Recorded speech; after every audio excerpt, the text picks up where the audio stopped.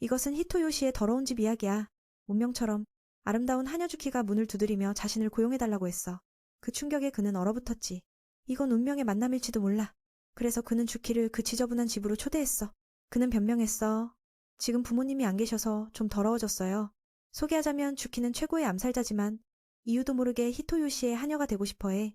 히토요시는 여전히 그녀가 진심인지 장난인지 궁금해해. 마음속으로 만약 불법적인 일이라면 바로 쫓아내야겠다고 생각했어. 그녀가 할 수 있는 일에 대해 묻자 주키는 순수하게 저는 주로 암살을 해요. 배신자를 없애는 거죠. 라고 대답했어. 그리고 여기 온 건 주인님의 소개 때문이었어. 듣고 나서 히토요시는 멍해졌어. 마치 영화 속 장면처럼. 갑자기 깨달았어. 아름다운 여자는 항상 위험해. 그래서 그녀를 보낼까 생각했어. 하지만 주키는 그들 사이의 연결고리를 알려줬어. 히토요시는 그 집 주인의 친척 손자야. 두 번째 아들이지. 듣고 나서도 그는 여전히 그게 누구인지 확신할 수 없었어. 하지만 멀리 떨어진 친척이 분명해. 확실히 하기 위해 그녀의 암살 기술을 보여달라고 했어. 그래서 정원으로 갔어. 주키가 몸에 숨긴 무기를 꺼내 아름다운 회전으로 나무에 칼을 정확히 꽂았어. 히토요시는 깜짝 놀랐지. 이건 인간이 아니야. 완전 악마 같아. 그녀는 그 일에 열정적이었고 보여주면서 행복해 보였어. 정말 무서워. 보통 암살할 때는 한 번에 끝나는데. 하지만 이건 히토요시에게 보여주기 위해서였어. 그는 떨면서 생각했어. 만약 그녀를 화나게 하면 바로 죽을지도 몰라. 그는 누구와도 원한이 없어서 그녀의 암살 기술은 필요 없었어. 게다가 그녀가 말하는 주인님이 누구인지 모르니 고용할 수 없었어. 듣고 나서 주키는 슬퍼했지만 어쩔 수 없었어. 암살자지만 그녀는 순종적이었고 떠나기 전에 인사했어. 그는 조금 미안해졌어. 주키는 스스로에게 물었어. 왜 이런 기대를 했을까? 암살자가 고용될 리 없는데. 갈 곳을 모른 채 서 있는데 갑자기 히토요시의 목소리가 들려왔어. 그는 그녀가 떨어뜨린 종을 돌려주러 왔지만 조심하지 않아서 차에 부딪혔어. 본능적으로 주키가 달려가서 구했어. 다행히 다치지 않았어. 주키의 얼굴은 아름다웠고 걱정스러운 눈빛이 히토요시를 감동시켰어. 이건 그녀가 처음으로 사람을 구한 거라서 심장이 빨리 뛰었어. 이유를 모르겠지만 히토요시는 그녀의 머리 장식을 돌려주고 작별을 고했어. 몇 초 후 그는 마음을 바꿔서 청소할 사람을 찾고 있으니 그녀가 할 수 있냐고 물었어. 그래서 그들은 집으로 돌아와 그녀의 무기 수집에 대해 이야기했어. 전설처럼 칼은 인류의 첫 무기야. 사용법은 간단하지만 효과는 강력해. 한 번에 목숨을 앗아갈 수 있지. 갑자기 히토요시는 자신이 바보 같다고 느꼈어. 암살자를 함께 살게 하다니. 그는 다시 설명했어. 이제 그녀는 청소만 하면 충분해. 그 하녀는 착각해서 그걸 살인일이라고 생각했어. 그는 서둘러 설명했어. 그건 암살 용어예요. 여기서는 집 청소예요. 그 큰 쓰레기 봉투를 가리키자 주키는 그게 시체 주머니라고 생각했어. 마음속으로 그는 위험하지만 그녀가 자신을 구했으니 나쁜 사람은 아니라고 느꼈어. 만약 집안일을 잘하면 이해하고 나서 주키는 순진하게 집안일을 잘하면 고용될 수 있나요? 라고 물었어. 문제는 그녀가 칼 외에는 아무것도 다루지 않아서 서툴다는 거야. 자신이 무용지물이라고 느끼고 사과했지만 그는 그녀에게 기회를 줬어. 아무것도 제대로 못했지만 그녀의 암살 기술은 최고야. 발이 미끄러져도 넘어지지 않았어. 히토요시는 그녀가 슬퍼 보이자 위로하며 너무 익숙하지 않은 일인데 제가 닦아줄게라고 했어. 그 순간 그녀의 마음을 사로잡았어. 암살자에게 이런 대우는 처음이었으니까. 그는 그녀를 쫓아내지 않겠다고 약속하며 도와주겠다고 했어. 지시를 받은 후 그들은 함께 거실을 깨끗이 만들었어. 히토요시는 그녀에게 감사하며 그녀는 기뻐했어. 식사 시간에 그는 하녀에게 음식을 할 줄 아냐고 물었어. 그녀의 슬픈 표정을 보니 못하는 게 분명했어. 그는 그녀를 먼저 씻으라고 하고 자신은 혼자 해볼게. 욕실에서 주키는 그의 말에 대해 생각했어. 세상에 이렇게 좋은 사람이 있을 줄이야. 그는 밖에서 그녀가 나올 때까지 기다렸어. 섹시한 모습을 기대했지만 그녀는 여전히 원래 옷을 입고 있었어. 야채 손질은 그녀가 맡았어. 칼 다루는데 그녀만 한 사람이 없으니까. 양배추를 하늘로 던지자 그녀는 한 번에 딱 맞게 썰었어. 그리고 양배추 사냥이 끝난 걸 기뻐했어. 다음은 인스턴트 미소 수프와 간단한 음식이야. 요리할 시간이 없으니까. 히토요시도 잘 모르니까. 주키에게 토비코를 먹어봤냐고 물으니 그녀는 아니라고 했어.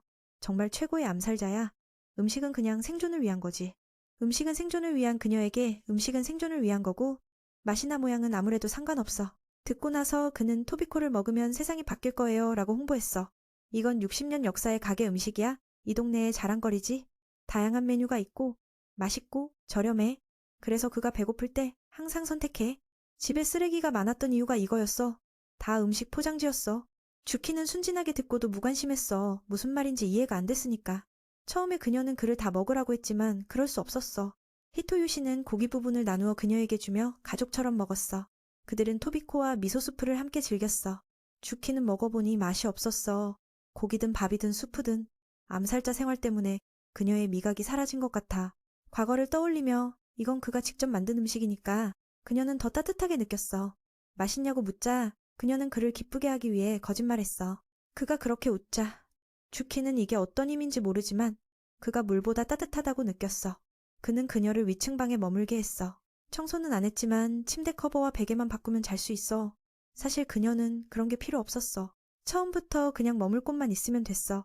그가 방을 준비해주자 그녀는 감사했어.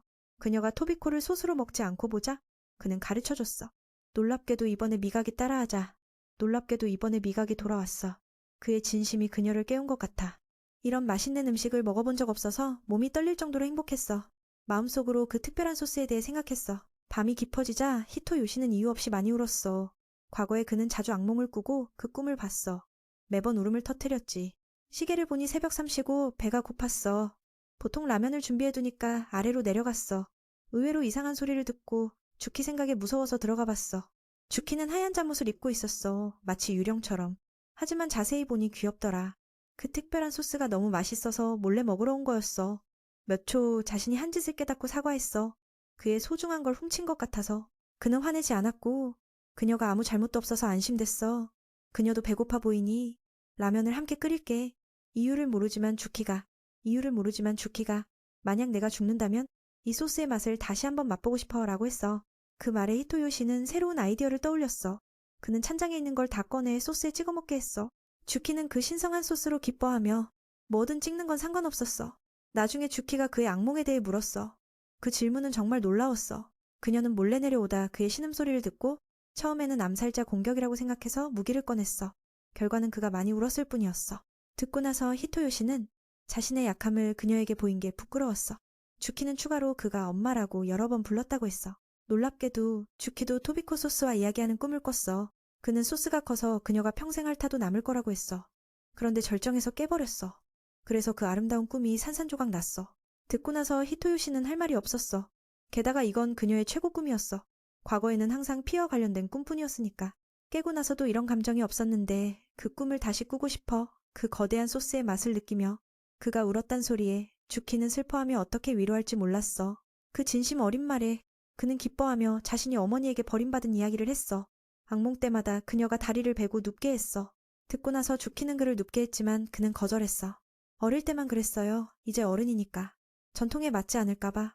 주키는 부정적으로 생각하며 자신이 태어난 건 단지 사람을 죽이기 위해서라고 느꼈어. 그런데 무너질 듯한 순간 그는 갑자기 누워서 그녀를 격려했어. 이미 중독됐는데 왜 부끄러워해. 주키는 그의 이름을 부르며 잠에 들게 했어. 아니, 어쩌면 안 들었을 수도. 그 두 사람을 보니 몇 일 함께 지내며 주키는 그를 구한 순간을 생각했어. 그때 그녀의 심장이 터질 듯했어. 이런 감정은 처음이었어. 수십 명의 적을 마주할 때도 이렇게 흥분된 적 없었으니까. 몸이 스스로 움직였어. 히토요시가 왜 그런지 모르겠지만 일어나서 집이 깨끗해진 걸 보고 그녀는 기뻐하며 쓰레기를 잘라냈어. 주키는 공간을 많이 줄였어. 히토요시는 그녀에게 감사하며 집이 더 이상 어수선하지 않을 거라고 했어. 쓰레기를 버리러 가다 갑자기 문 앞에 귀여운 개가 있었어. 부탁해 키워주세요 라는 글과 함께. 히토요시는 할 말이 없었어. 주키는 이전 주인의 편지를 읽고 그들은 개가 작을 줄 알았는데 커졌다고 알았어. 그의 집이 부유해 보이니 여기로 보냈어. 듣고 나서 히토요시는 화가 났어. 그 사람의 태도가 불편했어. 만약 우리도 키울 수 없으면 어떡해. 그 개는 불쌍해. 얼굴이 재미있어서 안아봤어. 주키가 키울까 물었어. 물론이야. 이런 더운 날씨에 버릴 수 없어. 경험으로 보니 이 개는 크기만 크지 나이는 어리니까 며칠 버티기 힘들어. 주키는 다르게 생각했어. 어리지만 살 수 있어. 그녀 자신도 어렸을 때 버림받았으니까. 이건 생존 본능이야. 때때로 동정으로 구하면 비극적인 결말을 가져올 수 있어. 이 개는 버림받은 운명이야. 아무도 필요 없는 존재. 자신의 힘으로 강해지지 않으면 결국 야생에서 쓰러질 거야. 히토요시, 만약 무심코 구하면 그 책임이 돌아올 테니까. 너가 그 결과를 감당할 수 있니? 그는 그녀의 깊은 말의 의미를 이해할 수 없었어. 주키는 자신이 겪은 걸 말했지만 이건 개니까 다르지. 히토요시는 그녀가 자신을 구한 게 대단하다고 느꼈어. 동정이 아니야. 구할 수 있는 생명을 보자. 몸이 먼저 움직이는 게 인간의 본능이야. 그 말에 그녀의 마음이 밝아졌어. 그 감정이 은퇴한 암살자의 본능이었어. 히토요시도 버림받은 사람이니까 개의 감정을 이해해. 그래서 며칠 키워보자. 나중에 주인을 찾을 수 있을지도. 집에 들어가서 이 새끼는 재미있더라. 몸이 동그란데 순했어. 정말 귀엽지. 이 재미를 주키와 공유하고 싶어서 다가가 봤어. 하지만 그녀는 멀리서 거부했어. 암살자지만 그녀는 개를 무서워해. 진짜 웃기네. 그 말에 그녀는 당황했어. 개를 무서워하는 걸 알리다니. 그래도 약간 무서워한다고 인정했어. 지금 그녀의 표정이 그 멍청한 강아지만큼이나 더 귀엽게 느껴져. 메인이 호기심에 물었어. 왜 그녀가 그걸 그렇게 무서워하는지. 예전에는 선생님이라고 부르는 분이 있었고 어렸을 때 훈련으로 주키는 7마리의 사나운 늑대와 산에 버려졌어. 그 결과로 영원히 트라우마가 남았지. 히토요시가 그 마음을 어느 정도 이해했어. 이 작은 녀석을 여기서 키우는 건 정말 어려운 일이야. 그 이야기를 듣고 그녀는 갑자기 슬퍼졌어. 자신도 키우기 힘든 존재라서 그 강아지와 별반 다를 게 없네. 청가는 소년에게 사과했어. 자신이 쓸모없어서 미안해. 메인이 특별한 뜻은 없어. 그냥 이 작은 녀석이 진짜 가족의 보금자리를 찾길 바라는 거야. 외로움을 견디지 않게. 그래서 앞으로 그녀가 무서워하는 걸 알면서도 히토요시는 그녀에게 조금 참아달라고 부탁할 거야. 히토요시의 진심을 이해한 주키는 동의했어. 그걸 안아보기로 했지. 무슨 일이 생길지 모르지만 결과는 바로 이 모양이야. 히토요시를 할 말 잃게 만들었어. 보스를 무서워하게 만든 그 녀석이 아주 순한데 물지 않을 거라고 말했어. 그 말을 끝내자마자 통통이가 손을 물었어. 주키는 깜짝 놀라서 영혼이 나갈 뻔했어. 메인의 눈에는 이 강아지가 구운 떡처럼 보였어. 부드럽고 따뜻하게. 그 말을 듣고 하녀는 충격받았어. 그녀의 눈에는 이 생물이 날카로운 송곳니와 발톱, 강한 눈빛을 가진 존재로 보였지. 진짜 개를 무서워하는 사람에게는 완벽한 파괴력 콤보야. 물린 주키는 그 녀석을 멀리 던질 뻔했지만 메인이 막아줬어. 이 일 후 그녀는 앞으로 3대 동안 무서울 거야. 청가는 자신의 약함에 사과했어. 소년이 부탁했는데도. 히토요시도 한번 물렸어. 그래서 이 녀석이 이빨이 가려운 거라고 깨달았지. 식료품 사러 가는 길에 그 커플은 동물병원에 들러 검진하고 필요한 물건을 사서 키울 수 있게 됐어. 들어가자마자 모두가 아름다운 한녀를 쳐다봤고 그 강아지는 재미있어 보였어. 그래서 그녀에게 좋은 물건을 사달라고 부탁했지. 강아지가 기뻐서 몸이 떨리게. 오후가 되자 그 녀석이 비틀비틀 걸을 수 있게 됐어. 히토요시도 그녀에게 고마움을 전했어. 자신을 위해 노력해줘서. 반대로 주키는 그가 정말 선량하다고 느꼈어. 그녀가 겪었던 암살자 세계에서 그런 건 없었지. 그녀가 살던 곳에서 실패는 용납되지 않아. 그래서 부드럽게 대할 때마다 그녀는 그와 사이에 큰 간격을 느껴. 전에 주키는 명령만 따르게 됐어. 하지만 메인이 원하는 건 그녀가 한 번도 해본 적 없어. 이게 그녀를 헤매게 했고 여러 번 실패하게 만들었어. 그럼에도 히토요시는 한 번도 나무라지 않았어. 그래서 그녀의 마음은 무거워졌지. 메인에게 쓸모있는 사람이 되기 위해 존재할 자격을 얻고 싶어. 그 이유는 그녀가 살던 잔인한 세계가 게임처럼 느껴지니까. 강한 자만 살아남아. 남녀노소 가리지 않고 능력만 있으면 돼. 살아남고 싶었던 그녀는 설명할 수 없는 고통을 겪었어. 하지만 그와 함께 사는 건 달라. 많은 제약이 있음에도 히토요시는 한 번도 야단치지 않았어. 만약 자신이 그 강아지처럼 어렸을 때부터 그를 만나서 구원받았다면 세상의 따뜻함을 느꼈을 테고 메인이 원하는 존재가 됐을 거야. 여기서 살 수 있을까? 이런 세상이 자신 같은 사람을 필요로 할까 자문했어. 히토요시가 대답하려 할 때 강아지가 그를 끌고 가버렸어. 그냥 봐서는 둔해 보이지만 그 녀석은 꽤 강하네. 히토요시는 웃으며 대답했어. 한여 언니가 과거 직업을 포기하고 평범한 삶을 살고 싶어 하는 건가? 그렇다면 정말 멋진 일이야. 메인의 말처럼 그녀는 그걸 한 번도 생각해 본 적 없어. 항상 살인은 생존의 유일한 가치였으니까. 그런데 메인이 모든 걸 포기하고 평범하게 살 수 있다고 말했어. 그녀는 속으로 말았어. 다른 곳이 있다면 히토요시에 대해 더 알아보고 싶어. 그도 인정했어. 처음 그녀를 만났을 때 정말 무서웠어. 그건 당연해. 실생활에서 암살자를 본 적 없으니까. 하지만 며칠 함께 살며 그녀가 좋은 사람이라는 걸 알았어. 그 말이 그녀를 어린 시절로 데려갔어. 모든 걸 잃기 전에 소년에게 부탁했어. 평범한 사람이 되는 법을 가르쳐달라고. 그 질문에 바로 답하기는 어려워. 하지만 가장 쉬운 건 그녀의 일 실패는 평범한 사람이라면 당연히 겪는 거야. 그러니 부끄러워할 필요 없어. 다음날 강아지가 에어컨 아래서 편안히 누워있는 동안 주키는 평범한 사람처럼 채소를 자르는 법을 배웠어. 그녀의 칼 기술이 뛰어나서 이 리듬으로 자르는 건 어렵지 않았어. 집중만 하면 돼. 그렇게 하던 중에 강아지가 갑자기 나타나서 그녀를 놀라게 했어. 암살자 같은 자신이 뒤에서 접근당하다니 믿기지 않아. 그래서 이 강아지가 조금도 정상적이지 않다고 생각했어. 하지만 자세히 보니 그 녀석의 몸이 떨리고 있었어. 공포 때문이 아니라 배고픔 때문이야. 왜인지 주키는 이 녀석의 감정을 이해했어. 이건 평범한 사람의 삶 기술일 거야. 그 생물이 정말 순해 보이니 그녀는 한번 만져볼까 했어. 바로 그때 히토요시가 돌아와서 그녀는 멈췄어. 하녀 언니가 그 녀석에게 먹이를 주자 기뻐했어. 강아지는 열심히 먹었어. 그 몸이 통통한 이유가 바로 이거야.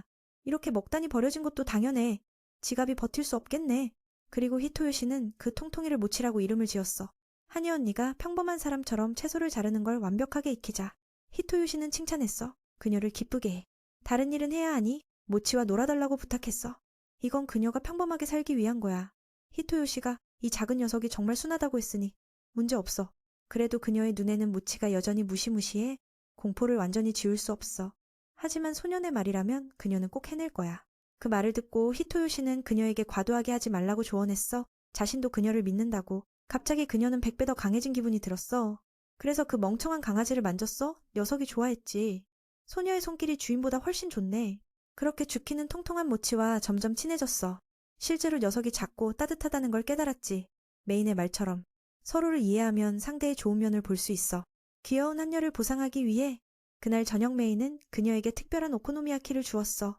주키를 행복하게 해. 그녀를 보니 히토요시는 더 만들어주겠다고 제안했어. 거절했지만 손에는 접시를 들고 있으니 마치 부탁하는 것처럼. 그래서 또 만들어줬어. 때때로 이기적인 취향도 나쁘지 않다는 걸 배웠어. 게다가 다른 개인적인 요청이 있으면 말해. 다 들어줄게. 이건 모치와 친해진 보상으로.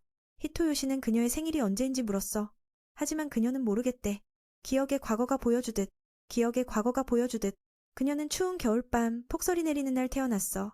그녀의 이름처럼 순수하고 아름다운 눈꽃처럼. 히토요시는 눈이 때때로 따뜻하다고 생각했어. 예를 들어 눈으로 덮인 집처럼 그 아래 생명들이 추위를 이겨낼 수 있게. 어느 날 그것이 강하게 자랄 거야. 그 말이 주키를 깨우쳤어. 여기서 계속 산다면 더 많은 걸 이해할 수 있을 거야. 왜 이 세상이 따뜻하게 느껴지고 왜 히토요시가 그녀의 마음을 이렇게 흔드는지. 미래를 생각하니 하녀는 더 기쁠 수 없어. 몇 날 후 히토요시가 갑자기 하녀에게 부탁할 일이 생겼어. 그는 귀걸이 도구를 주며 학교에 가야 하니 친구들에게 변신을 보여주고 싶다고 했어. 자신은 용기가 없어서 그녀가 해달라고. 처음 주키도 하려 했지만 다시 생각하니 이상해서 그만뒀어. 그래서 손이 떨리며 이게 새로운 벌게임인가 물었어. 무슨 잘못을 했는지 모르겠지만 주인에게 구멍을 뚫는 건 무서울 거야. 그래도 그녀는 평소처럼 사람을 찌르는 걸 하니까 그냥 넘어가기로 했어. 지금 집에 손님이 와서 바로 그녀의 귀여운 여동생 리코야. 모치 사진을 보내서 그 애가 보고 싶어졌어. 문을 연 건 아름다운 초고속 하녀라 리코를 더 흥분하게 만들었어. 들어가자마자 그 애는 오빠를 꾸짖었어. 하녀에 대해 더 빨리 말하지 왜? 게다가 집이 너무 깨끗하고 귀여운 강아지도 있어. 이걸 어떻게 참아? 전에 물어봤는데 아무 말도 없었어.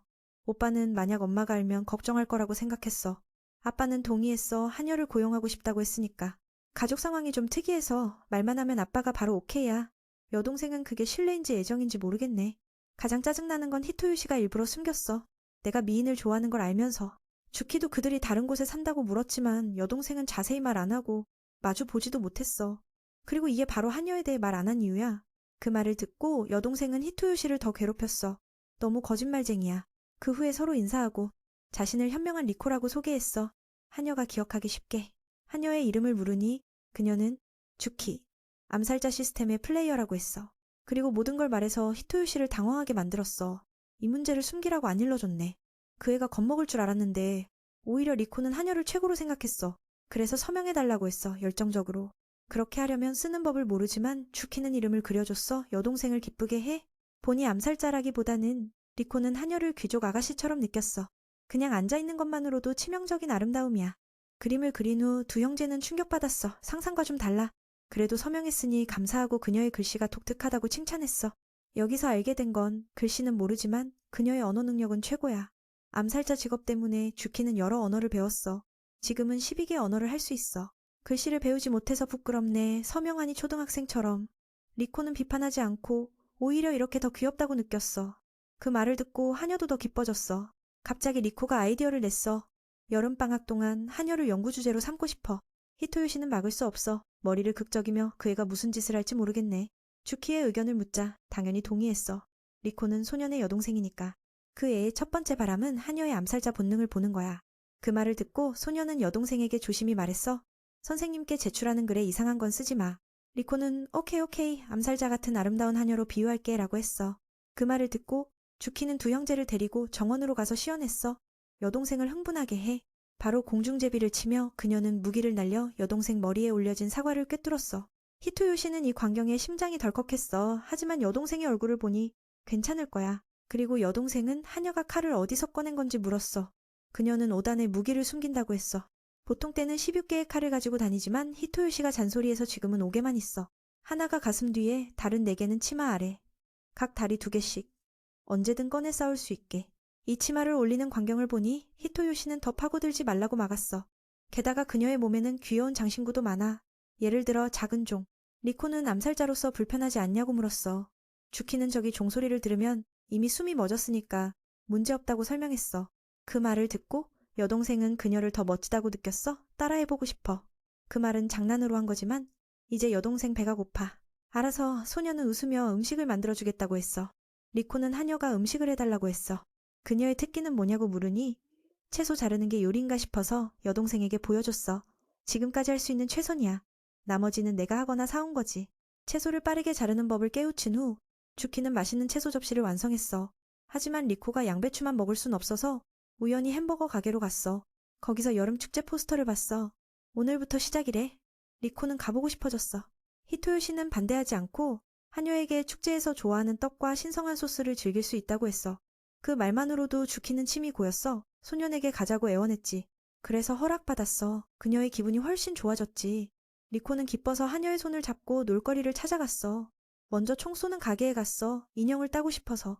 리코는 못했고 하녀는 더 못했어. 암살자지만 그녀는 칼만 다루지 총을 무서워해. 다음은 재밌는 물고기 잡기 게임. 주키가 많이 잡아서 가게 주인이 충격받았고 여동생은 팁을 물었어. 하녀를 대가처럼. 그녀는 목표와 조용히 숨고 빠르게 끝내라고 했어. 그게 다야. 여동생이 손을 잡고 가르쳤어. 이 장면이 좋았어. 헨리의 주인은 정말 부드럽고 친절한 자매를 가졌네. 그녀도 이런 칭찬을 받을 줄 몰랐어. 잠시 후 떡가게에 가니 소스가 많아. 그들은 떡에 소스를 듬뿍 올렸어. 그녀를 기쁘게 해. 리코는 그 사랑스러운 언니의 취향이 이 소스라는 걸 알아. 조금 신기하지만 맛있게 먹기만 하면 돼. 주키의 먹는 방식은 정말 재미있어. 마치 다람쥐처럼. 그 모습에 여동생이 웃음 짓게 해. 히토요시는 그 얼굴을 보며 도대체 무슨 말을 해야 할지 모르겠어. 주인장은 그녀가 맛있게 먹는 걸 보고 그 노고가 보답받은 듯 기뻐하며 소스 한 병과 빵 가방을 선물로 주네. 주키를 기쁘게 해. 동생이 물을 사러 가서 만약 다른 곳으로 가면 찾지 못할까봐 걱정돼. 그래서 근처에 머물러 기다리는데 도대체 왜 안 오는지 모르겠어. 이게 주키가 축제의 즐거움을 처음 알게 되는 순간이야. 전에 이 시기에 임무를 했지만 지금처럼은 아니었어. 불꽃놀이가 터질 때 목표가 사라지는 순간이었지. 축제의 밝은 분위기 속에 말로 표현할 수 없는 외로움이 스며들어. 히토요시는 뭔가를 깨닫는 듯하지만 이미 일어난 일에 어떻게 위로해야 할지 모르겠어.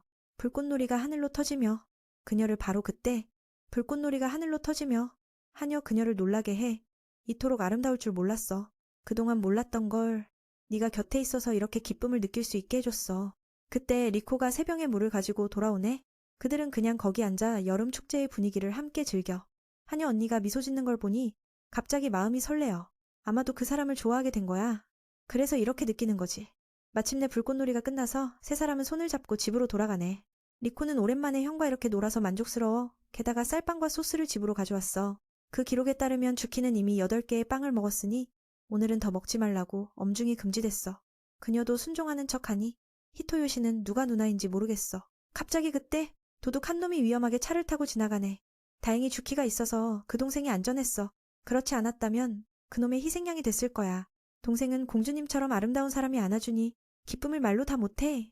슬프게도 주키의 쌀빵 가방과 소스가 망가졌어. 히토요시는 그런 놈들이 정말 악당이라 생각해서 벌을 받아야 해.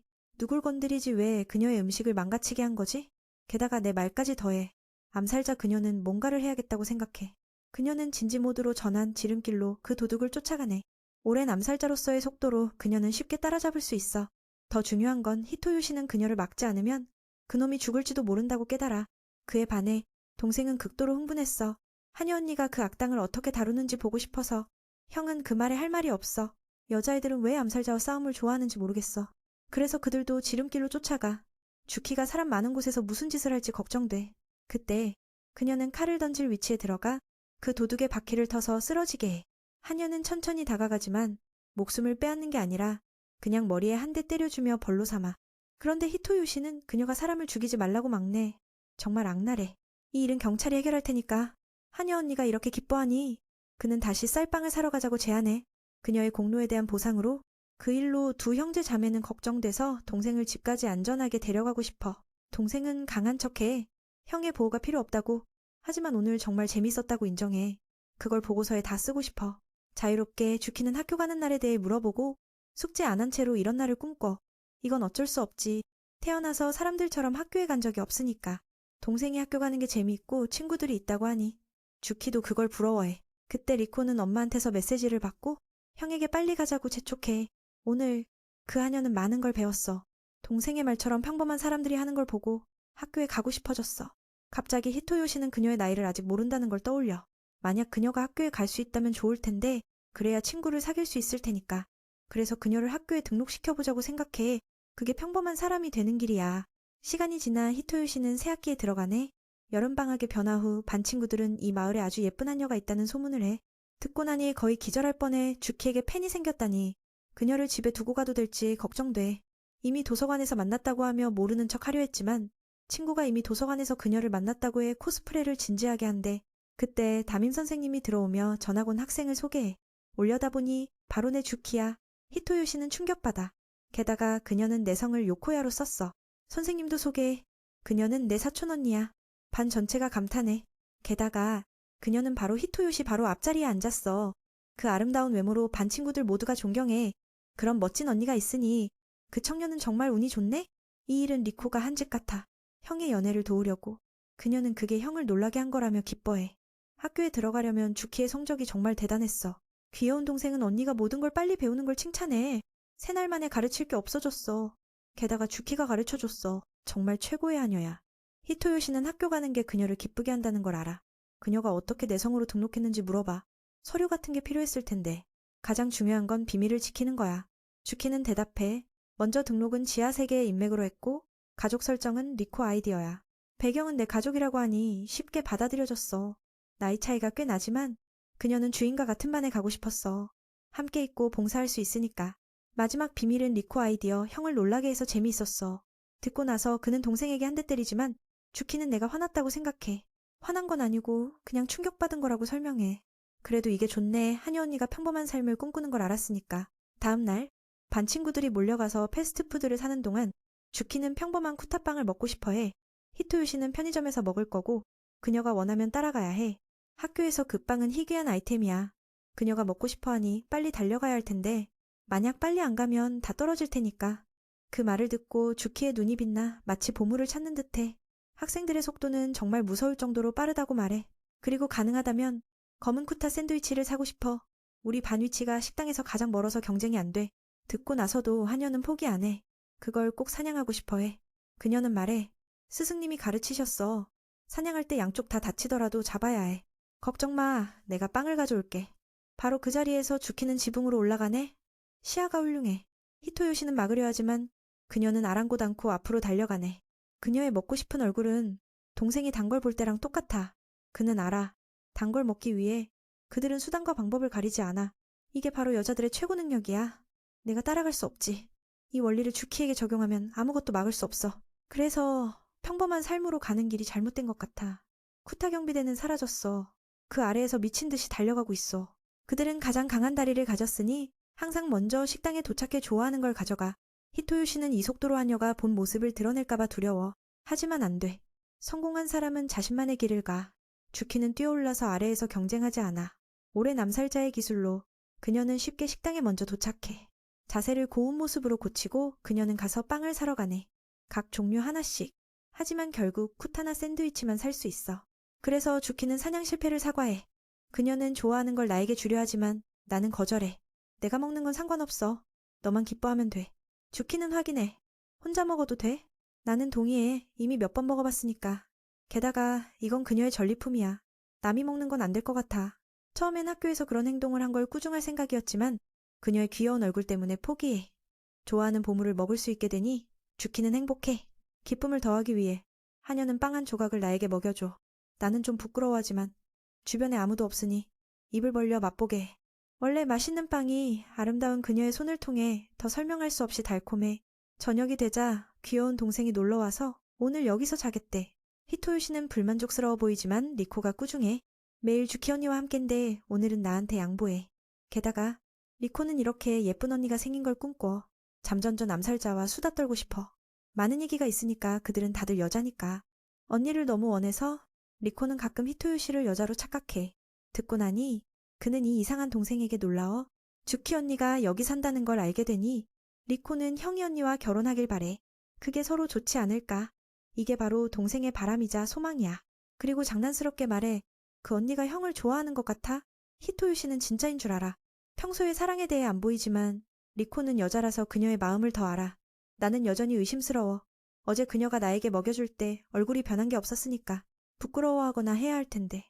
듣고 나서 리코는 이 사랑이 확실하다고 확신해. 그녀가 정말 형을 사랑하는 거야. 이제 18세 되면 결혼할 때까지 세기만 하면 돼. 결혼 선물은 뭐로 할지 물어봐. 히토요 씨는 동생이 너무 서둘러서 걱정되지만 리코는 엄마가 동의할 거라 생각해. 아빠는 아직 모르지. 나처럼 완고하니까 서양식과 전통식 결혼식을 함께 하는 게 좋을 거라 해. 주키가 나와서 결혼 얘기를 듣고 물어봐. 갑자기 히토요 씨는 부끄러워서 말 못해. 리코는 흥분해서 하녀 언니가 자기 누나가 되길 바래. 형을 좋아하나 물어봐. 그녀는 인정해. 주인을 정말 존경해. 듣고 나서 히토요 씨는 행복해서 정신이 아찔해. 리코는 홍을 먹고 싶어 하니 주키가 까서 소스를 더해줘. 동생은 하녀에게 물어. 평소에 화장 안 하나? 그런데 피부가 너무 하얗고 완벽해. 주키는 몸에 대해 자신 없어 하며 아침에 가볍게 파운데이션만 친대. 동생은 맨 얼굴로도 이렇게 귀엽다니. 이건 수많은 여자들이 꿈꾸는 거야. 암살자에게는 그런 생각이 없어. 동생은 언니처럼 예쁘면 문제 많을 텐데 자신은 별로 없어서 커서 화장해야겠다고 해. 그녀는 리코의 얼굴을 좋아해. 너무 귀엽고 표현이 풍부해서 자신처럼 단조롭지 않아. 듣고 나서 동생은 이 언니에게 더 반해버려. 그런 칭찬을 들으니 기쁘다며. 아빠랑 엄마 말고 누가 그렇게 말하나. 특히 형처럼 귀여운 동생을 칭찬 안 해. 언니처럼 될 수 있나 물어보니 그녀는 토마토 소스를 먹기 시작한 후 피부가 부드러워졌다고 해. 리코도 자주 먹어보라고 조언해. 히토요 씨는 멍하니 그들을 바라봐. 동생은 소스를 뿌린 홍을 먹어봐. 처음엔 수박의 소금처럼 생각했는데 이토록 맛있을 줄 몰랐어. 이 장면을 보며 그는 그들이 이미 좋은 자매가 된 것 같아. 평범한 삶을 위해 리코 덕분일 거야. 역시 여자들이 함께하면 더 좋아. 동생은 히토요 씨를 보고 형이 주키와 결혼 생각을 하는 줄 알아. 그녀는 이걸 아직 이해 못해서 물어봐. 나는 부끄러워서 다른 주제로 넘기자고 하지만 리코는 안 들어. 일본에서 18세 되면 형이 결혼할 수 있어. 그때 하녀가 우리 요코야 성을 가지게 돼. 동생이 너무 함부로 하니 히토요 씨는 어떻게 막아야 할지 모르겠어. 예쁜 아내가 있으면 좋을 거냐고 물어보니 당연히 그렇다고 해. 부끄러워져. 동의하니 리코는 이게 두 사람의 약속이라고 생각해. 다음날 학교 가서 히토요 씨의 머리는 어제 일로 가득해. 선생님 말씀에 집중 못해. 결과적으로 빵이 얼굴에 맞아. 주키는 앞자리에서 칼로 빵을 두 동강 내. 그의 슬픔을 두 배로 만들어. 그녀는 충격받아 빵을 막으려 했을 뿐인데 하지만 그 빵은 두 배로 그의 슬픔을 더해. 그녀는 너무 놀라 빵을 막으려 했을 뿐이야. 클래스 전체가 완전히 충격받았어. 선생님을 깜짝 놀라게 했지. 이런 식으로 가다간 고소당하면 감옥 갈 수도 있어. 히토시 요시가 혼자서 의무실로 가서 검진을 받았어. 그는 걱정했지만 그 걱정은 주키 언니를 위한 거였어. 다시 학교로 데려오면서 안으로 들어갔어. 뜻밖에도 오늘 마루야마 선생님이 없고 대신 새 간호사 니타가 있었어. 무슨 일인지 물어보니 두 개의 분필이 그녀의 눈을 직격했어. 그녀가 그를 침대에 눕히라고 하니 그는 좀 이상하게 느껴졌어. 직감이 이 간호사가 아주 수수께끼 같았어. 히토시 요시가 그 아름다운 소녀의 남자친구인지 물었어. 루키를 가리키며. 아침에 우연히 그들이 함께 다니는 걸 봤으니 정말 궁금했어. 그는 그녀를 사촌이라고 하니 그녀가 흥분해서 웃음을 터뜨렸어. 그리고는 그의 얼굴을 좋아한다고 장난스럽게 유혹했어. 검진 후 히토시 요시의 눈이 안정됐음을 확인하고 니타가 그를 누르고 공격하려 하니 그는 겁에 질렸어. 결국 나 자신은 그녀에게 그냥 먹잇감일 뿐이었어. 그의 얼굴이 너무 귀엽게 보이니 그녀가 그의 바지를 내리려 할 때 주키 언니가 갑자기 나타났어. 그녀는 주인의 위험이 느껴지자 문을 부수고 들어왔어. 두 강자의 시선이 마주치고 히토시 요시에게 무슨 일이 있었는지 물었어. 무슨 일인지 그는 울면서 달려왔어. 그는 울면서 주키 언니에게 달려가 보호를 구했어. 그녀는 그냥 장난친 거라고 했어. 먹진 않을 테니 걱정 마. 그녀는 그를 떨고 있는 햄스터처럼 비유했어. 자신은 귀여운 고양이 같아서 주키에게도 그렇게 보이냐고 물었지만 그녀는 아무 말도 안 했어. 히토시 요시는 가장 순진한 사람이었어. 상대가 누구인지 아직 모르고. 주키 언니도 주인을 끌어안아야 했어. 그에게 사랑받는 기분을 주기 위해. 그녀는 그에게 가까이 오지 말라고 경고했어. 마치 질투라도 하듯. 그렇게 조심스럽게 그들은 떠났어. 마음속에 경계심을 안고 주키는 주인을 다른 곳으로 끌고 가서 중요한 일이 있다고 했어. 먼저 히토시 요시에게 눈을 아프게 해서 미안하다고 했어. 그는 고백받을 줄 알았지만 아니었어. 주키 언니는 그 여자가 자신과 같은 종류라고 했어. 즉, 그녀도 암살자지만 목적은 모른다고. 방 안에는 주키의 지난밤 즐거운 순간들이 모두 기록됐어. 니타는 그녀가 임무로 온 줄 알았지만 가족놀이를 하니 다 부수고 싶어졌어. 그녀는 돈에 집착하는 자로 많은 좋은 남자들이 둘러싸여 산토리니 섬에서 여유로운 삶을 꿈꿔 그 목적을 위해 정보 수집과 수많은 살인을 저지르고 있어. 지금 그녀는 그 꿈을 실현할 먹잇감을 찾았어. 바로 귀여운 주키 언니를 없애는 거. 더 정확히는 최고의 암살자 슈에라는 별명. 히토시 요시의 집으로 돌아오니 주인은 걱정돼서 주키가 잠 못 자고 그를 바라봤어. 아름다운 여자가 그렇게 주목하니 그는 도저히 잠들 수 없었어. 학교에서 의심스러운 자가 언제 나타날지 모르니 지켜봐야 했어. 더 중요한 건 그녀의 머릿속에서 주인을 한순간이라도 놓치면 찢겨질 수 있다는 생각이었어. 그래서 그녀의 정체를 알게 되면 주인 곁에 영원히 머물고 싶어졌어. 그는 잠이 안 온다고 했어. 더 좋은 방법 없나? 알았어, 옆에 누워줄게. 더 쉽게 자게. 이 장면에서 그는 얼굴이 붉어졌고 주키는 매우 기뻐했어. 주인이 무릎에 기대도 좋지만 적이 공격하면 움직임이 제한될 테니 히토시 요시도 기뻐서 거절 못했어. 대신 그녀를 걱정했어. 그 말을 듣고 주키 언니는 매우 기뻐하며 수줍어졌어. 그를 안심시키기 위해 그런 적이라면 한 손으로도 반응할 수 있다고 했어. 이건 그녀의 능력이 얼마나 대단한지 보여줘. 점심때 한 개의 칼만 가지고 있었으니 점심때 한 개의 작은 칼만 가지고 있었기에 적을 조심했지만 무기가 충분하면 바로 처리할 수 있었어. 주키는 상대가 자신을 직접 노리지 않을 테니 확실히 히토시 요시를 노릴 거라고 알았어. 그녀는 과거의 원한 때문일까봐 어떻게 그녀가 자신을 감지했는지 모르고 만약 그렇다면 그를 연루시켰으니 여기 있을 면목이 없어. 그래서 집안에서 위험을 막겠다고 했어. 어쨌든 싸움은 그녀의 최고 강점이었어. 히토시 요시에게 그냥 편안히 자라고 했어. 그에게 그는 그녀를 머물게 해주는 사람일 뿐만 아니라 마음에 따뜻함을 주는 존재였어.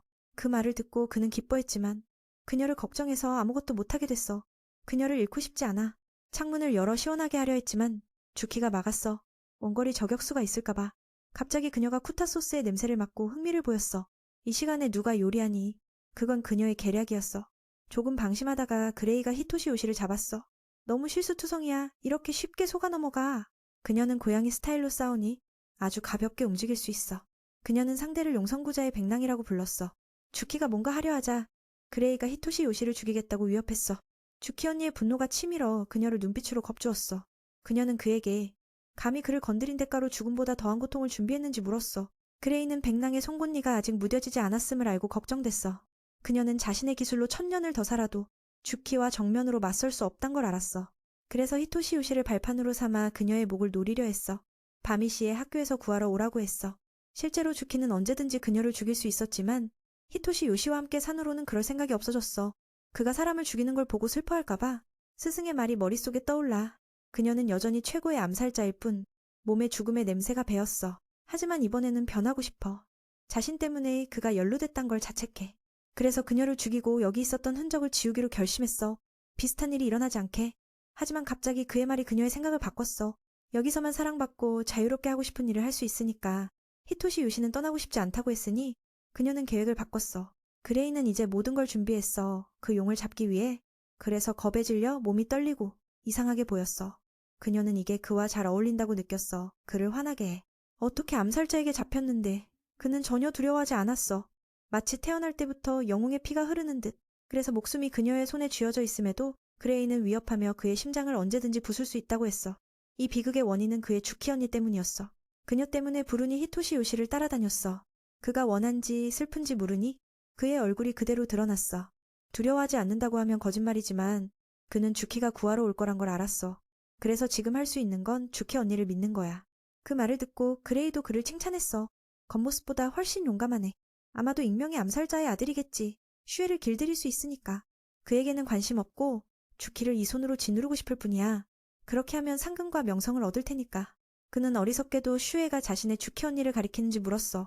가장 놀란 건 그녀였어. 슈에와 함께 있으면서도 그녀의 정체를 모르다니. 그가 아는 건 주키가 최고의 암살자라는 것뿐이야. 그레이처럼 업계 사람들에겐 그녀는 괴물이야. 세상에 많은 위험한 자들이 있지만 슈에는 사람을 죽일 때 망설이지 않고 눈도 깜빡이지 않아.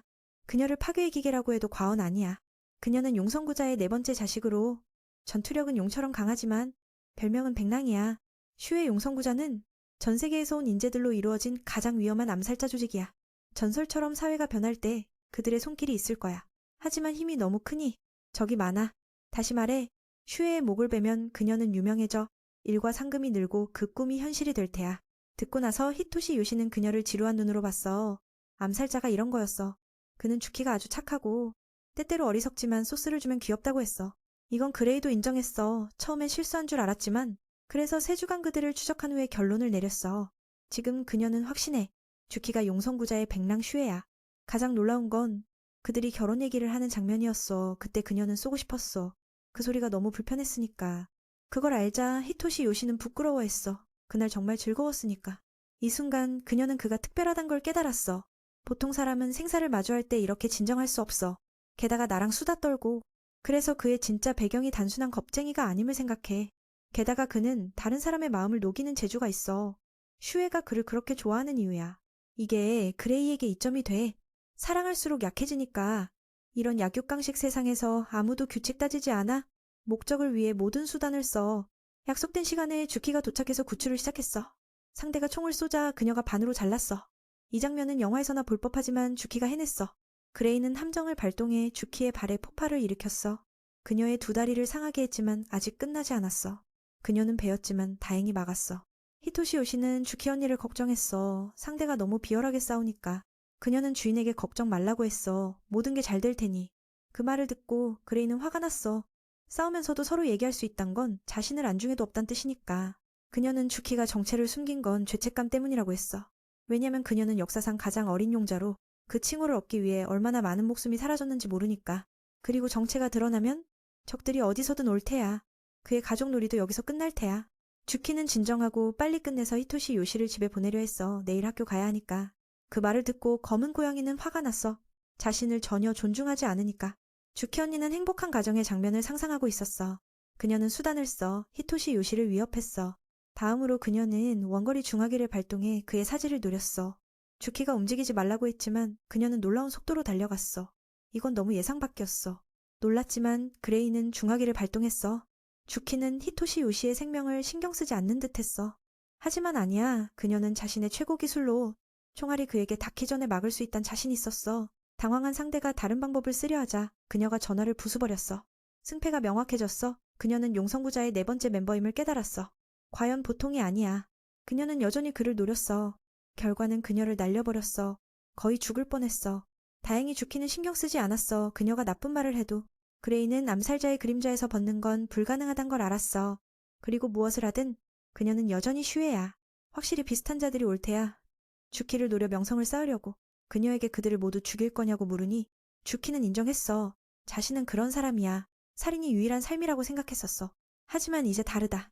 누구도 죽이지 않을 테야. 누구도 자신 때문에 죽지 않게. 이제부터 어떤 일이 일어나도 그녀는 스스로 결정하고 히토시 요시가 준 평범한 삶을 지킬 거야. 이건 그레이가 들은 슈에 대한 것과 완전히 다르다. 그녀는 끝까지 사냥하는 최강의 암살자니까. 그녀는 만약 죽이고 싶었다면 이미 목숨을 가져갔을 거란 걸 알았어. 히토시 요시는 구해졌고 기뻐했어. 아름다운 언니가 데려가니 그녀도 살아남아 기뻐했어. 그들 둘이 정말 흥미롭다고 느꼈어. 돌아오는 길에 그는 여전히 안정된 척했어. 주키의 능력을 믿는다고. 주키는 슬퍼했어. 주인을 이렇게 연루시켰으니 사과를 했어. 만약 히토시 요시가 원한다면 그녀는 사라질 거야. 아무 일도 없었다던가. 그 말을 듣고 그는 그녀의 손을 잡았어. 다음엔 무술을 배워 자력으로 보호하고 싶다고. 그리고 그녀를 끌어안았어. 그녀를 감동시켰어. 몇 날 후 주키는 학교 생활에 적응했어. 그녀는 항상 주목의 중심이었어. 여학생들은 그녀를 좋아하고 남학생들은 그녀의 성숙한 아름다움에 매료됐어. 히토시 요시는 혼자 앉아 주키 언니가 진지하면 이 녀석들이 눈이 멀겠다고 생각했어.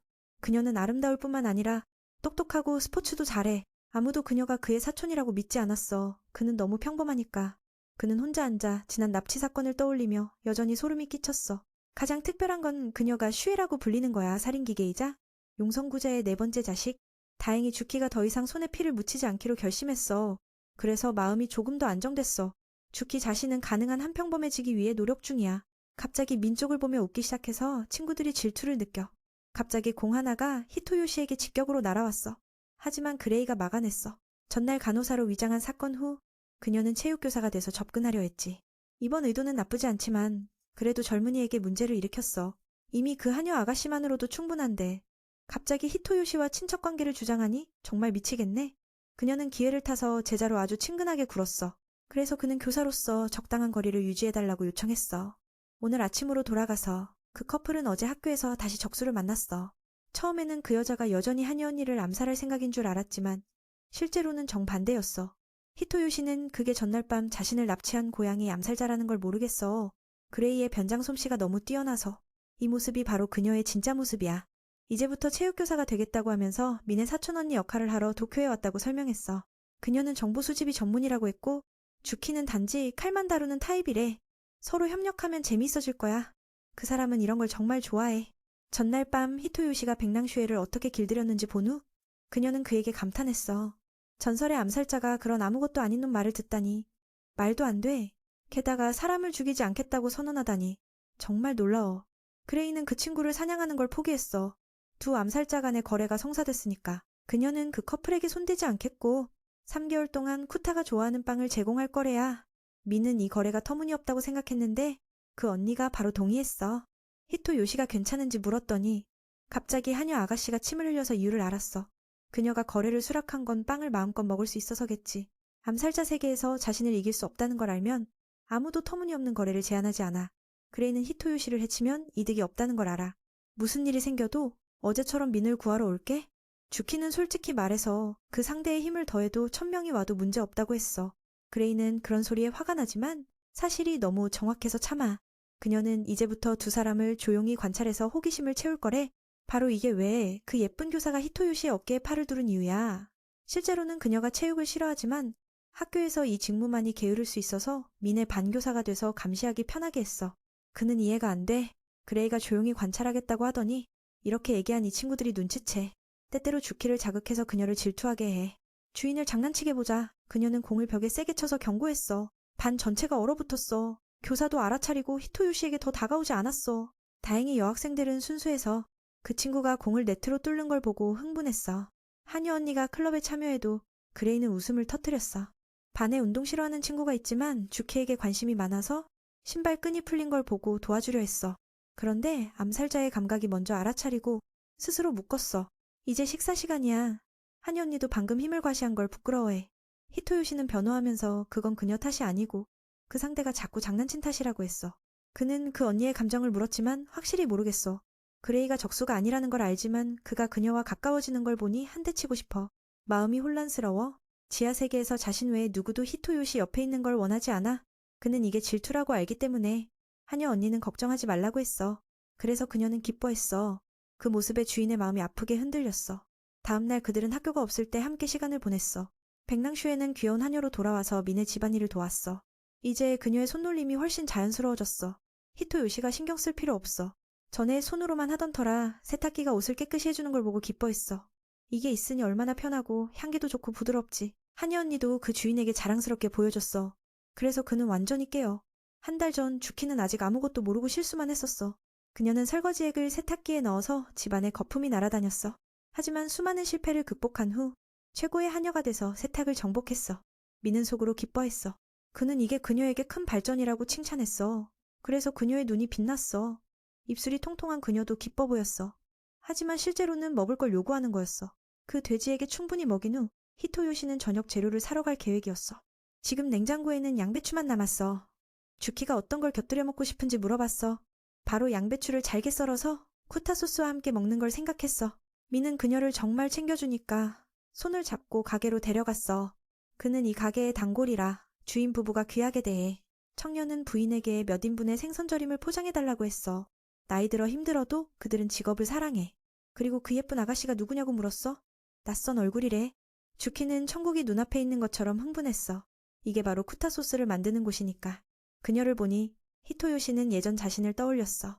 좋아하는 걸 볼 때마다 마음이 날아가듯 기뻐지니까. 그리고 당연히 이건 사람으로서 정상적인 일이야. 이때 쿠타씨가 고기를 썰 준비를 하고 있었어. 나이 때문에 손이 떨려 칼 쓰는 사람에게 치명적 약점이야. 하지만 신비롭게도 각 칼질이 아주 깔끔하고 전문적이었어. 그 나이에도 이렇게 정확하게 자르다니. 주키에 따르면 평범한 노인이 아니야. 아마도 은퇴한 전설의 암살자일 거야. 그 말을 듣고 미는 손을 들었어. 그녀가 상상력이 풍부하다고 생각했어. 그런데 그는 푸할머니에게 우리 집 소중한 아가씨가 그분의 소스를 정말 좋아한다고 속삭였어요. 그 말을 듣고 푸할머니는 기쁨에 차올랐고 그 아가씨에게는 신처럼 여겨졌어요. 그 기적 같은 소스를 만든 영웅으로. 히토요시도 두 어른의 튀김 요리를 칭찬했어요. 항상 향기롭고 바삭바삭해서 흠잡을 데가 없다고.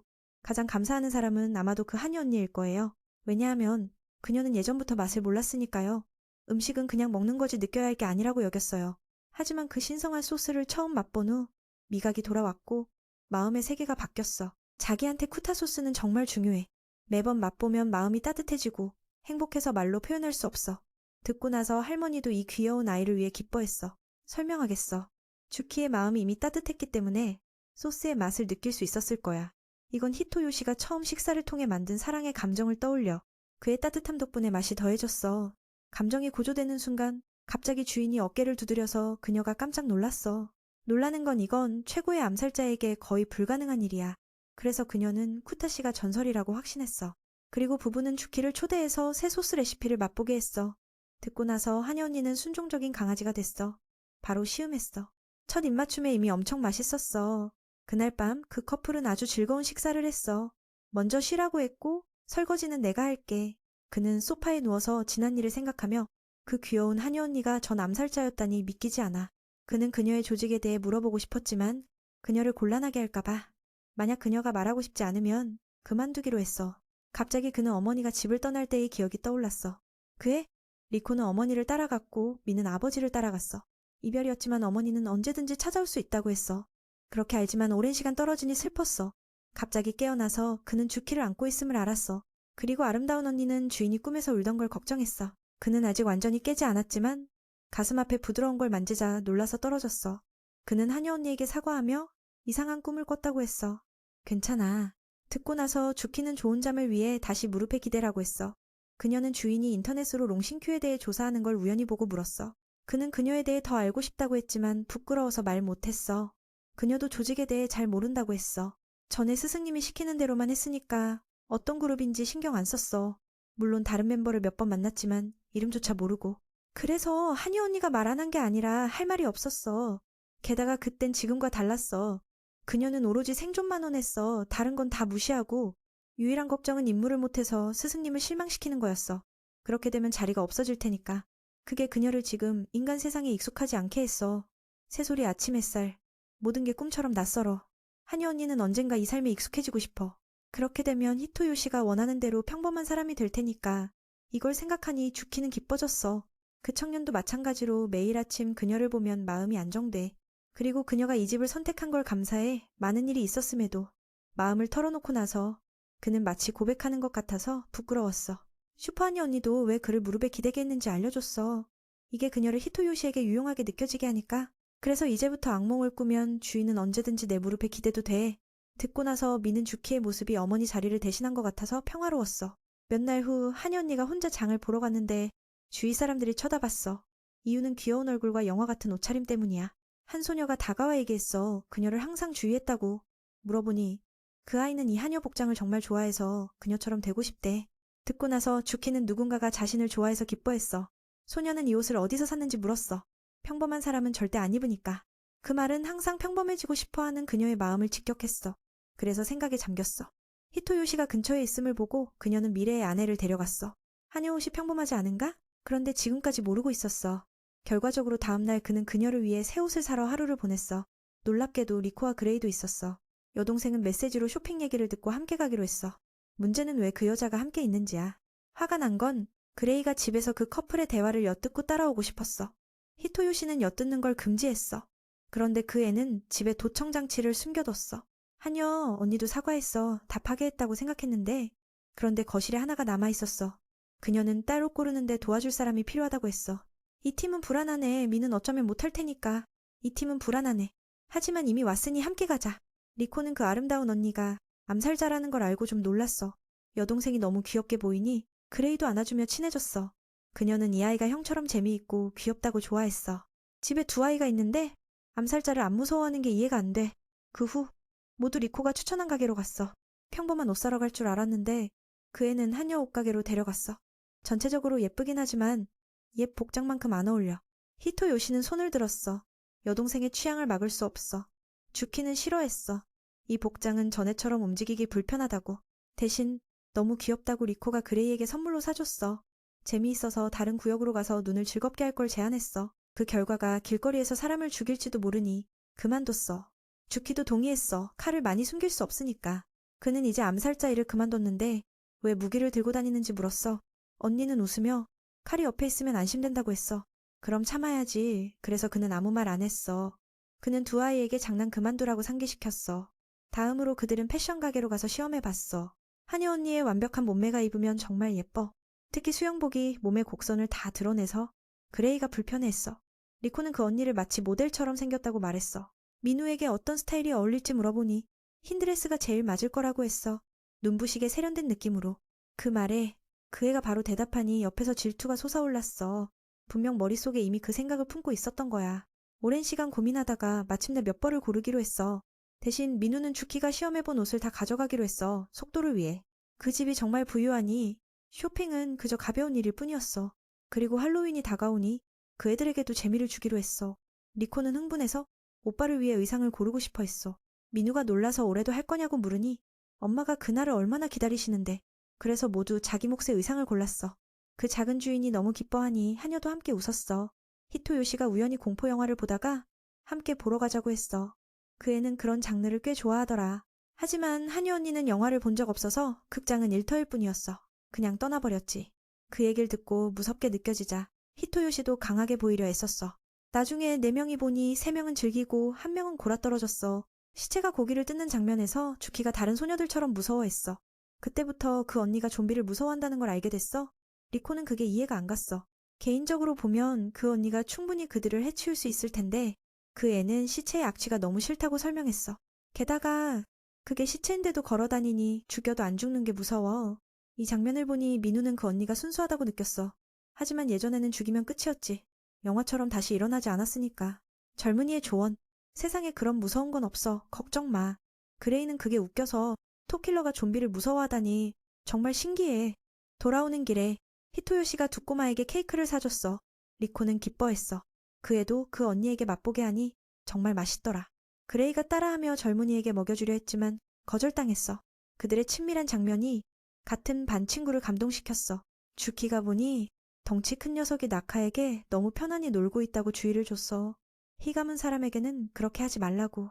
그들도 암살자라서 여동생은 항상 주의를 조심하라고 배웠어. 둘이 훈련 가는 길이니 개인적인 즐거움은 잠시 미뤘어. 나카는 치가 시간을 내서 가르쳐줘서 고마워했어. 4명은 누가 지켜보고 있는지 모르고 다음에 다시 놀자고 약속했어. 그레이는 그 여동생을 좋아하니 바로 동의했어. 언제든 가능하다고. 그 언니는 집 방향이 다르니 작별 인사했어.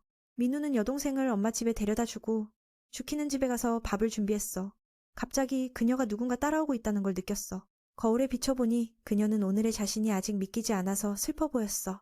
돌아오는 길에 그녀는 한여 옷과 옛 주인의 모습을 떠올렸어. 그 옛 주인이 슈에에게 이 선물을 주셨으니 그녀가 입었던 거야. 하지만 이제 꿈을 쫓아야 하니 포기해야 해서 슬펐어. 그렇게 주키는 과거를 되새기며 돌아갔어. 잠시 후 집에 도착하니 그녀는 여전히 그 옛 옷을 선택했어. 바깥에 비가 올 기미가 보이니 히토요시가 젖지 않게 미리 준비했어. 모치 녀석은 여전하게 장난꾸러기야. 누가 있으면 놀자고 해. 오늘 그 커플이 아침부터 나가서 강아지가 혼자라서 좀 야단법석이었어. 그 뼈 장난감이 침으로 흥건했어. 히토요시가 아직 안 오니 주키는 주저했지만 결국 모치의 장난감을 깨끗이 청소하기로 했어. 더러우면 병 걸릴 테니까. 그 말에 모치도 이해하고 수건을 들고 다른 데로 갔어. 안 빨라고. 바깥에서 민우가 오는 길에 천둥번개가 치니 그 언니가 걱정됐어. 결국 집에 불이 꺼지고 바깥 소리가 영화를 떠올리게 해서 하녀가 긴장했어. 모치가 그 소중한 수건을 숨기려 하다 벽에 걸려버렸어. 결과적으로 망가졌고 물통을 엎질러 이상한 소리가 나서 주키가 깜짝 놀랐어. 정말 백랑 슈에답지만 그녀는 여전히 사람이라서 좀비가 습격할까봐 문을 열지 못했어. 잠시 후 강아지가 잡아먹힐까봐 용기를 내서 칼을 들고 갔어. 그런데 그 강아지가 젖은 헝겊을 던지며 그녀를 깜짝 놀라게 했어. 결과적으로 민우가 돌아오니 강아지의 수건이 산산조각 났어. 그래서 강아지가 슬퍼했어. 하녀, 언니가 모든 과정을 젊은이에게 털어놨어. 어쨌든 그는 이런 일이 생길 줄 알았으니 놀라지 않았어. 주키는 모치를 달래서 고쳐주겠다고 약속했어. 그 다음 민우는 이렇게 산산조각 나서 꿰맨다고 해도 힘들겠다고 봤어. 하지만 그녀는 결심이 확고했어. 이게 강아지에게 소중하니까. 히토요시가 왜 하녀 옷을 입었는지 물었어. 그 언니가 그 옷을 안 좋아할 줄 알았지만 아니야, 오늘처럼 함께 쇼핑하며 고르는 게 행복이었어. 그냥 이 선물을 포기할 수 없었어. 그녀는 과거에 주인님을 따라다니며 암살자 겸 하녀로 일했다고 했어. 이 옷이 바로 옛 주인님의 소중한 선물이야. 주인님이 돌아가셨지만 그녀는 여전히 존경하고 이 하녀 옷이 두 사람을 이어주는 유일한 거야. 주인님이 돌아가시기 전에 그녀가 평범한 삶을 살기를 응원하셨어. 당시 주키는 그 말의 의미를 제대로 몰랐으니 주인님을 암살자로 섬기다 끝났어. 민우를 만나서야 모든 게 밝혀졌어. 그래서 주인님을 더 소중히 여기고 이 하녀 옷을 입으며 항상 기념하고 있어. 이게 그녀가 여기 머무를 수 있는 이유가 됐어. 옷이 평범하지 않더라도 해질 때까지 입고 싶대. 히토요시에게 이런 생각이 이상한 건지 물었어. 그는 이 바람이 아주 정상적이라고 했어. 그 언니는 암살자처럼 좀비를 무서워하는 게 웃기다고 느꼈어. 그레이의 말에 신경 쓰여서 그 애는 그레이의 말에 신경 쓰고 있으니 자신도 이상하지 않다고 확신시켰어. 원하는 옷을 원하는 때에 입는 게 진짜 평범한 삶 같아. 세상에 누구나 각자의 두려움이 있으니 실제로 존재하지 않는 걸 두려워해도 누구나 각자의 두려움이 있으니 이상할 게 없어. 그는 그녀에게 감정에 대해 가르쳐줬어. 꿈을 그녀만의 방식으로 실현하라고 자유롭게. 그 말을 듣고 주키는 기뻐했어. 모치도 함께 응원했어. 밥 먹을 시간이 다가오니 그 녀석은 수건일을 입고 미친 듯이 뛰어다녔어. 민우는 그 뻥 뚫린 이불이 강아지가 버려졌을 때 함께 있었던 거라고 깨달았어. 아마 어릴 때부터 그랬을 거야. 히토요시가 그 수건이 모치가 부모님을 떠올리는 물건이라서 안 빨라고 한 거라고 생각했어. 그 말을 듣고 주키는 그 물건을 꼭 고쳐야겠다고 결심했어. 저녁 먹기 전에 그녀는 모치의 감정을 조금 이해했어. 자신도 하녀 옷을 잃고 싶지 않으니까.